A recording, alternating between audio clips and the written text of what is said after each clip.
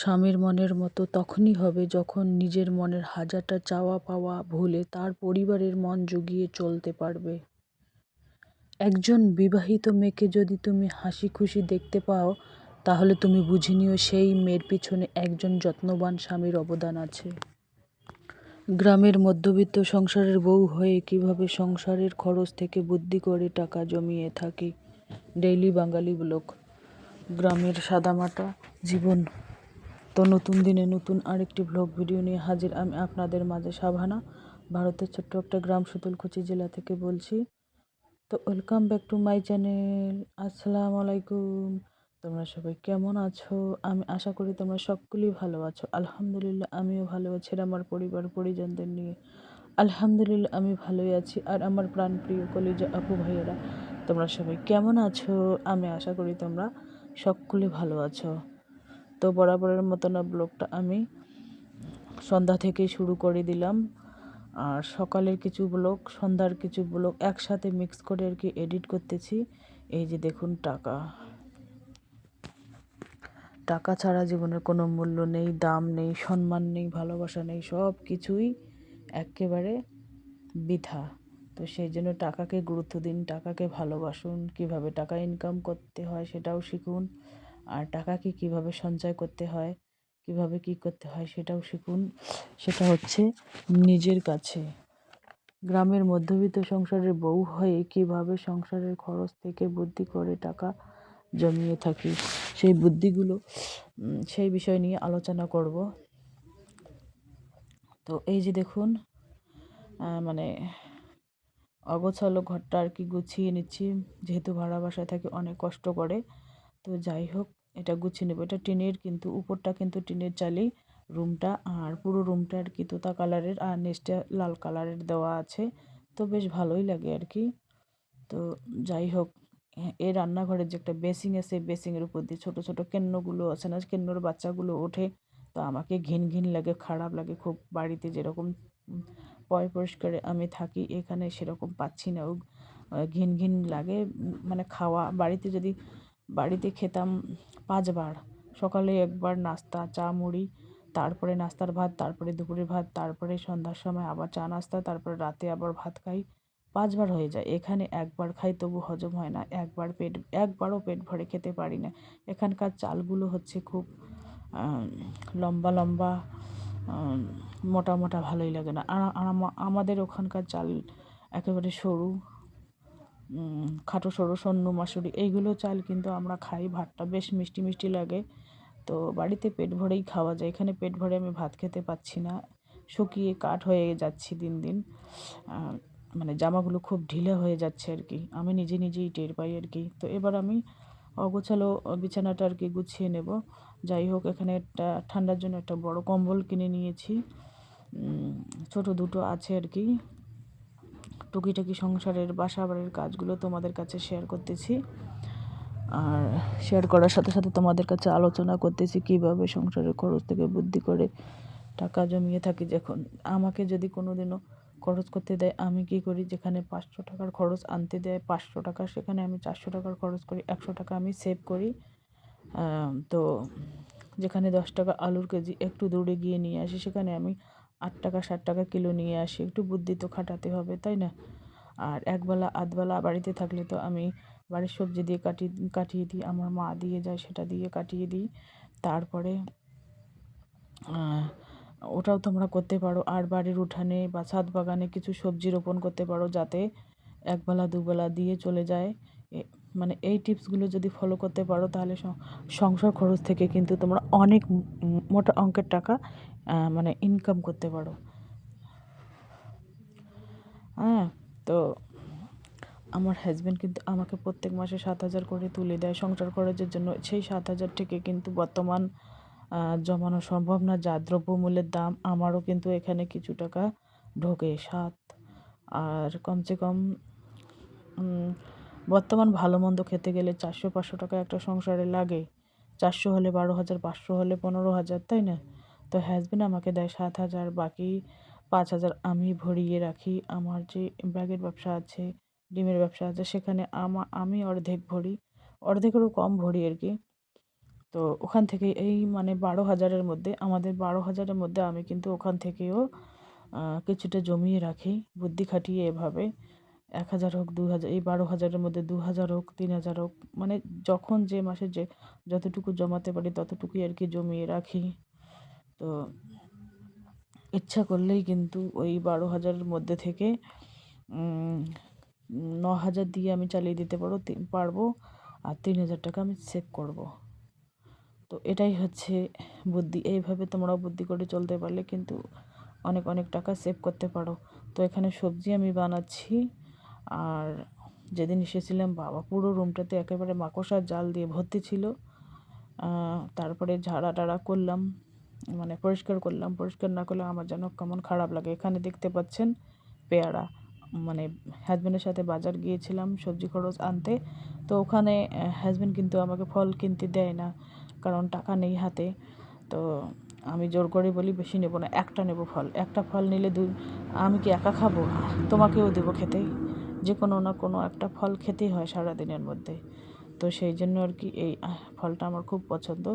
তো নিয়ে নিলাম, মানে খুব বড় সাইজের, 250 গ্রাম সাইজের হবে আর কি। এই একটা ফলের দামই হচ্ছে 30 টাকা। একটা ফল খেলেই কিন্তু পেট ভরে যাবে, এরকম পরিস্থিতি। তো চলো, ব্লগটা দেখতেই থাকো, আশা করি খুবই ভালোই লাগবে। আর এখানে দেখতে পাচ্ছেন আমাকে কিন্তু এই রুমের ভিতরে মানে ঠান্ডা লাগে না। বাড়িতে কিন্তু খুব ঠান্ডা লাগে, এখানে কিন্তু ঠান্ডা লাগে না। দিনের বেলায় যা কড়কড়ে রোদ ওঠে, রাত্রিবেলা অত ঠান্ডা লাগে না। আর দেখুন আমি কুর্তি পরে আছি, হাজব্যান্ডকে ঠান্ডা লাগছে, উনি সোয়েটার পরে আছে। কিছুক্ষণ পর মানে জ্যাকেট পরবে। আবার কোথাও গেলে সোয়েটার ভিতরে উপরে জ্যাকেট পরে। ওনার ঠান্ডা বেশি, আমার ঠান্ডা অত লাগে না। আমি ওনার থেকে হলেও একটু হেলদি আছি, সেই জন্যই মনে হয় আমাকে অত ঠান্ডা লাগে না। যাই হোক, আমরুদটা খুবই মিষ্টি ছিল খেতে, দুজনে খাচ্ছি আর কি।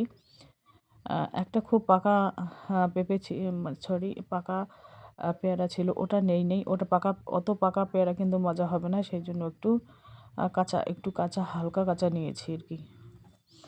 হালকা কাঁচা হালকা পাকা এরকম, মানে মিডিয়াম ধরনের আর কি। তো যাই হোক, এই যে সবজি বাজারগুলো গুছিয়ে নেব এবার। কী কী এনেছি একবার দেখাচ্ছি। এটা হচ্ছে লেটুস শাক,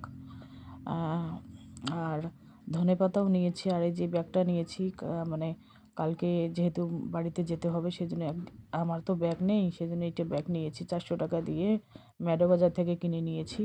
এই যে দেখতে পাচ্ছেন ভেতরটা এরকম। যাই হোক, ব্যাগটা আমার পছন্দ হয়েছিল, এই যে পিঙ্ক কালারের, ভেতরটা ক্রিম কালারের। তো আমি আমার ছোট ছোট দুটো ব্যাগ নিয়েছি, ওই দুটো ব্যাগে তো এত কিছু যাবে না। এখানে একটা কিছু হলে কিনেছি, মানে মানে বেশি হবে আর কি, একটা দুটো হলেও বেশি হবে, সেই জন্য ব্যাগের দরকার আর কি।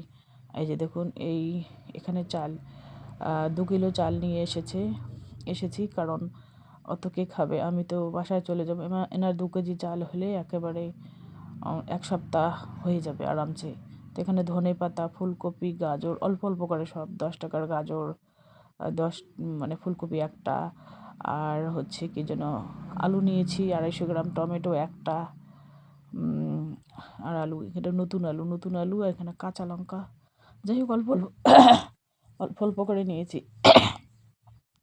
এই যে লেটুস পাতা, এগুলো কিন্তু অন্যরকমভাবে আদা সেজাভাবে অন্য যেমন গাজর টাজর ওইগুলো একসাথে মিক্স করে পরোটা বানিয়ে মাঝখানে লেটুস পাতা নিচে দিয়ে একেবারে রোল রোল করে খেলে খুব ভালো লাগে, ভাজাও ভালো লাগে। যাই হোক, আমাদের ওখানে পাওয়া যায় না এগুলো, তো এখানে আর কি নিয়ে নিলাম। তো অর্ধেক খাবো, অর্ধেক বাড়িতে নিয়ে যাবো লেটুস পাতা। এই যে দেখুন, চালগুলো এখন আমি বালতিতে ঢেলে নিচ্ছি, কারণ পনিতে থাকলে ইঁদুর ধরে। এখানেও আছে টিকটিকি, অল্প হলেও আছে, আরশোলা আছে।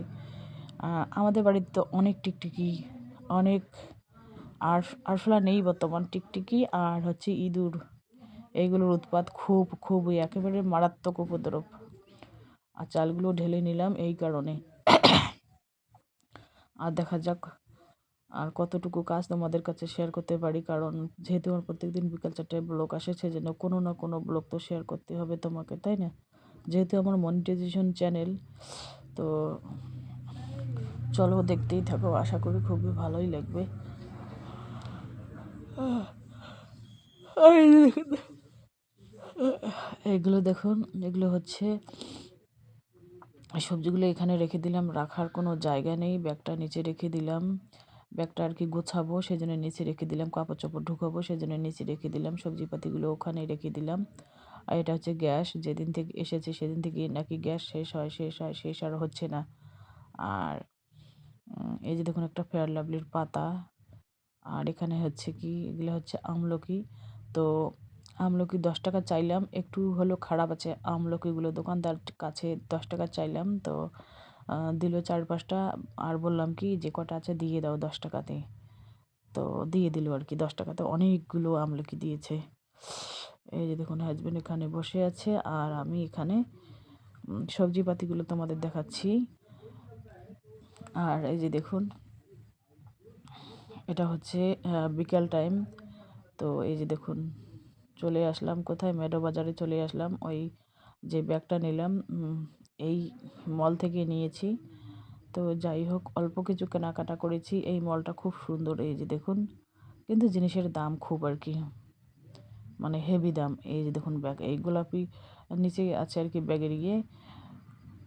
এই যে দেখতেই পাচ্ছেন, পরিবেশটা খুবই ভালোই লাগতেছে। এখানে অনেক কয়েকটা মেয়ে দাঁড়িয়ে থাকে, আর যার ছেলেও আছে, মেয়েও আছে, যার যেটা কাজ। কেউ কেউ ক্রিমের ওখানে থাকে, আর কেউ কেউ ব্যাগের ওখানে থাকে, কেউ চশমার ওখানে থাকে, কেউ ওই বাসন কোসনের ওখানে থাকে। যাই হোক, মানে এক এক ধরনের ডিউটি এক একজনের কাছে আর কি পড়ে। তো চলো আজকের ব্লগ এ পর্যন্তই। ততক্ষণ তোমরা সবাই সুস্থ থাকো, সাবধানে থাকো, টাটা, আল্লাহ হাফেজ। আজকে রান্না হচ্ছে পনির, ওই পালং শাক দিয়ে পনির করব। আর দেখা যাক কী করা যায়, কারণ এই পনির আমি আর কি বাড়িতে খেয়েছিলাম অনেক দিন আগে। তো ভাবলাম যে পালক পনির বানাই। পালক পনির বানানোর জন্য পালক শাকগুলো সিদ্ধ করে মিক্সিতে পেস্ট করে কিন্তু বানাতে হয়, এখানে তো মিক্সি নেই, সেই জন্য শাকের মতো করে রান্না করতেছি। যাই হোক, পরিস্থিতি যেভাবে চলে সেভাবে মানিয়ে গুছিয়ে নিতে হয়। এখানে ভাত হয়েছে, আর এখানে এখানে বানাবো কি, একটু মটন বানাবো, কালকের রাখা একটু মটন তাই বানাবো। আর এখানে দেখতে পাচ্ছেন ডিম ভাজা। তো চলো টাটা, আল্লাহ হাফেজ।